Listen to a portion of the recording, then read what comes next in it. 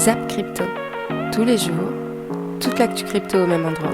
Et pour me soutenir, abonne-toi et active la cloche pour ne pas manquer le prochain Zap Crypto. Le Crypto Fear and Greed a toujours 55 dans la neutralité, Social Index à fond sur Up. Les ordres de marché, ce matin 10h30 que j'enregistre l'émission. Donc on a un retour sur une semaine des institutionnels de plus de 200 millions. On a Michael Saylor qui prend un crédit de 200 millions, on le sait, donc qui potentiellement va lui aussi acheter 200 millions.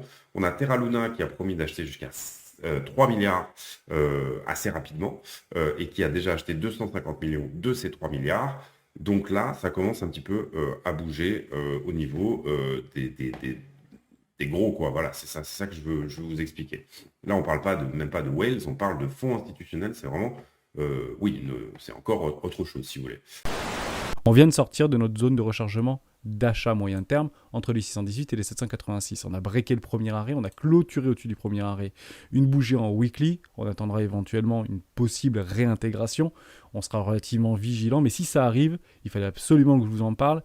C'est pas une inquiétude qu'il faudra avoir et je vous explique pourquoi. Même si on vient en fait à clôturer au-dessus des 43 700 $, juste ici, si on vient clôturer au-dessus des 43 700 $, ce n'est pas considéré comme une réintégration. Ce sera juste éventuellement un tag d'une neckline et également la clôture au-dessus d'un premier arrêt d'une clôture trimestrielle qui sera jeudi, donc demain. Si vous voyez une forme d'attaque baissière s'accentuer peut-être demain ou dans la nuit de demain après-demain, c'est normal. On ira faire de la chasse à la liquidité. Il y a des clusters actuellement qui attendent aux alentours des 43 500 $. C'est pas la fin du monde. On ne fera pas forcément une réintégration. Donc même si on clôture une bougie en weekly dans le rouge, c'est pas grave. Pour l'instant, les scénarios généralement majeurs que j'identifie, c'est des scénarios bullish parce que comme je vous ai dit, pour moi, la dynamique est de nouveau bullish en daily et en weekly. Donc après en W weekly, je peux pas être bearish, vous dire oui, on va top ici et on va retourner dans les 35. Peut-être que ça va arriver, mais en tout cas, ça, c'est pas inscrit dans la charte. Si on se met à avoir du M-top ici, pourquoi pas? Mais pour l'instant, c'est pas le cas. Ou à moins qu'on ait une grosse bougie rouge qui sort de nulle part, qu'on s'installe sous ce niveau et qu'on fasse ça. Là, oui, ça deviendra bearish. Mais pour l'instant, c'est pas le cas. Donc, je ne peux pas envisager des scénarios bearish pour l'instant. Surtout que le momentum, en plus de ça, a été récupéré ici. Donc, les vendeurs l'avaient récupéré. Consolidation, maintenant, les acheteurs le récupèrent. Donc, normalement, continuation haussière et donc cassure de la zone des 48 500 pour au moins venir chercher 48 800, je pense. Enfin, au-dessus des 48 500 déjà. Et peut-être même venir chercher 49 000 et 49 500 derrière. On va parler maintenant d'un projet assez fou, en fait. C'est le cofondateur de Ripple, donc la société derrière XRP, et en partenariat avec Greenpeace aussi, sont en train de préparer une campagne pour inciter le Bitcoin, tout l'écosystème Bitcoin à changer d'algorithme, à changer de système pour sécuriser le réseau et ne plus être en proof of work, mais en switchant complètement et en allant vers quelque chose qui ne consomme pas beaucoup d'électricité. Donc pour enlever toutes les critiques sur le Bitcoin, il y a sa consommation électrique qui est trop importante. Donc l'idée, c'est changer le code, ne pas changer l'environnement. Donc on va voir s'ils vont arriver à faire ça. Moi, je n'y crois pas du tout.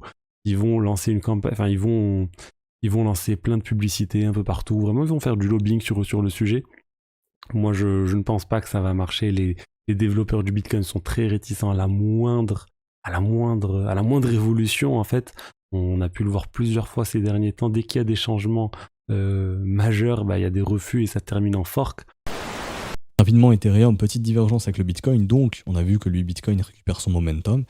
Ethereum, c'est pas le cas ici. Donc, Ethereum, lui, fait de nouvelles divergences baissières pour l'instant. Ça peut très vite être avalé, mais à l'instant T, Ethereum est un petit peu plus faible que le Bitcoin en termes de momentum. Maintenant, en termes de dynamique de prix, si ce gros W se forme, c'est-à-dire que si on fait un nouveau sommet, il faudra s'attendre à de la continuation. Et donc là, tranquillement, on pourrait imaginer target AB égale CD comme ceci. Hop. Et que donc on puisse se diriger vers les 3700 $ sans trop de problèmes. Donc mettez une alerte au-dessus des 3483 $, mettez une alerte sous les 3315 $ et attendez tranquillement. Donc ça, c'est un peu la nouvelle zone de combat qu'on peut identifier. On va parler de Lionel Messi. Tiens, Lionel Messi, il est devenu l'ambassadeur de Socios.com. Donc Socios.com, le projet associé à Chiliz avec tous les projets de fan token associés. Donc là, voilà, ils ont maintenant, ils vont faire de la pub avec Socios, avec Lionel Messi. On rappelle que Lionel Messi percevait déjà une partie de son salaire en fan token du PSG dans les 1 million par an. Donc voilà, là il continue, il prépare aussi sa retraite, je pense, avec des partenariats sur le long terme avec ce type de projet.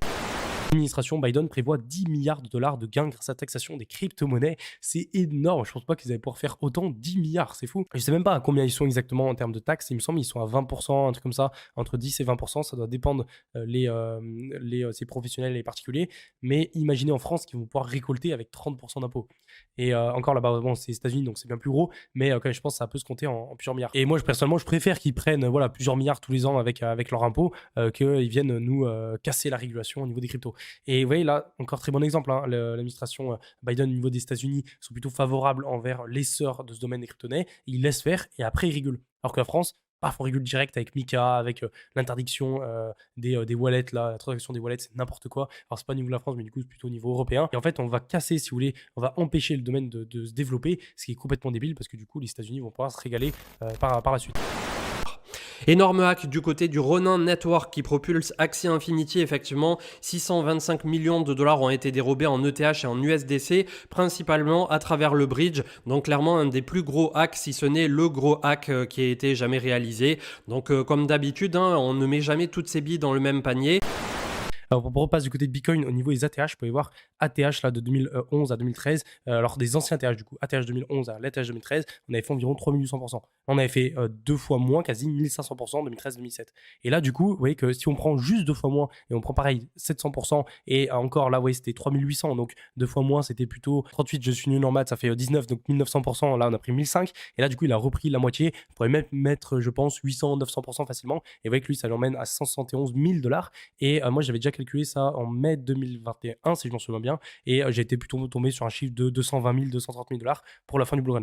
Et ces chiffres théoriques qui sont tout à fait valables au vu du cycle actuel qu'on a depuis 13 ans sur Bitcoin. On se quittera avec un bel X à 47 450 hier, donc toujours avec ce double creux hebdo qui a été bel et bien validé. Désormais en journalier, vous avez vu qu'on peut faire un pullback un peu appuyé autour de 45 500, 46 000. Ça permettrait de faire le marchepied pour la suite pour une continuation haussière bien propre. Alors, ce zap t'a plu ? Dis-moi en commentaire quelle est l'actu qui t'a le plus intéressé. Et si tu as manqué les actus d'hier, retrouve juste ici le Zap Crypto de la veille.